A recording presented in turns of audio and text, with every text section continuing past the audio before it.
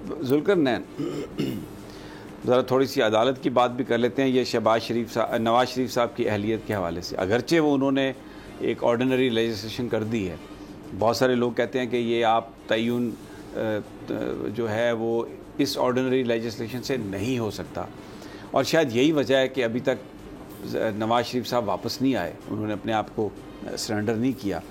तो इन हालात में, और देखें 14 मई को इंतखाब कराने की जो बात थी उसमें जो फंडिंग नहीं हुई, वो शहबाज शरीफ साहब बतौर वज़ीर-ए-आज़म डायरेक्टली उसमें ज़िम्मेदार हैं, इसहाक डार साहब उसमें ज़िम्मेदार हैं, आज़म तारड़ साहब उसमें, नज़ीर आज़म तारड़ साहब उसमें ज़िम्मेदार हैं, राना सनाउल्लाह साहब उसमें ज़िम्मेदार हैं।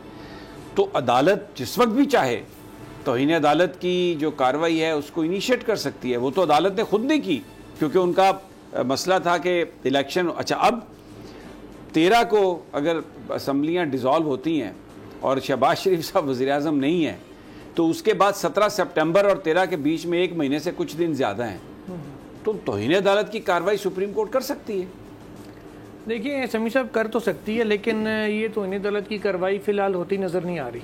उसकी वजह ये है कि जो मैं आपको एक इनसाइडर दे रहा हूँ, ये जो 3 रुकनी बेंच है, chief justice of Pakistan, justice Ejazul Ahsan, justice Munib Akhtar, जिन्होंने एक केस सुना था, तीनों इंतहाई क्लोज हैं आपस में, बड़ी करीबी रफाकत भी है इनकी आपस में और साथ भी है। बाज़ लोग इनको हम ख्याल ग्रुप का भी कहते हैं कि जी करता धरता यही है सारे चीफ जो जस्टिस के साथ क्रिटिसिज्म करते हैं वो हाँ हम ख्याल वो कहते हैं जी हर बेंच में ये 2 शामिल होते हैं।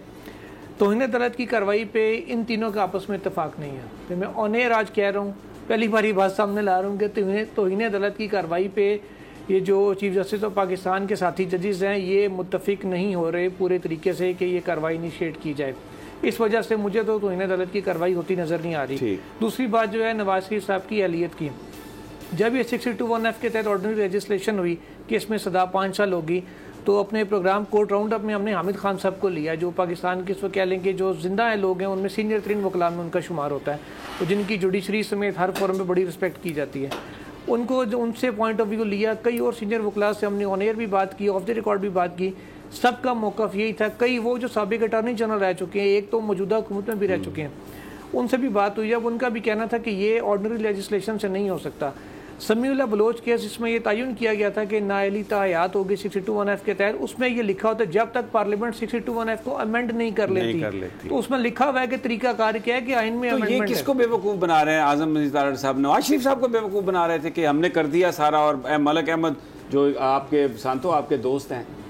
देखिए अब उसमें यह कि अगर तो मियाँ साहब इस बात पे एग्री हो जाते या उनको समझ आ जाती कि हाँ जो इन्होंने लेजिस्लेशन किया ये ठीक है, इसीलिए नहीं आया। अच्छा उसकी एक तो आए नहीं, दूसरी बात ये कि इस लेजिस्लेशन के बाद मुस्लिम लीग नून का जो इलेक्शन है, पार्टी इलेक्शन, वो हुआ था।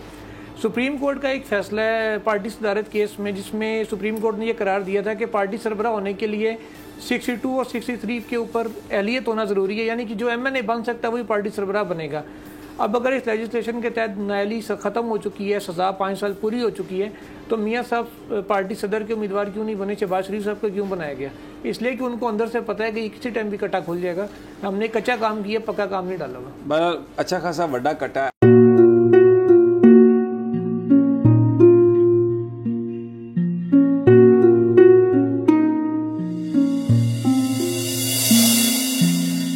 अपना घर यूं छोड़ के आखिर बोल किधर जाएगा? ये जो पड़ा है वक्त कड़ा है, वक्त गुजर जाएगा।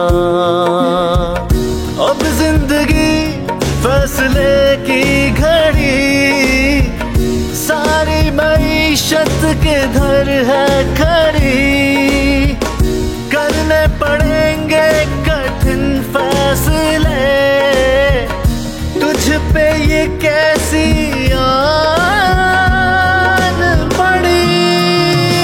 देखना अब कुछ यूं बदलेगा हमारा पाकिस्तान, खुशियाँ वापस ला कर देगा हमारा पाकिस्तान। देखना अब कुछ यूं बदलेगा हमारा पाकिस्तान, खुशियाँ वापस ला कर देगा हमारा पाकिस्तान।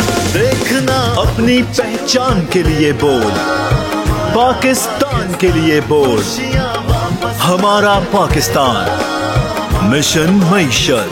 देखना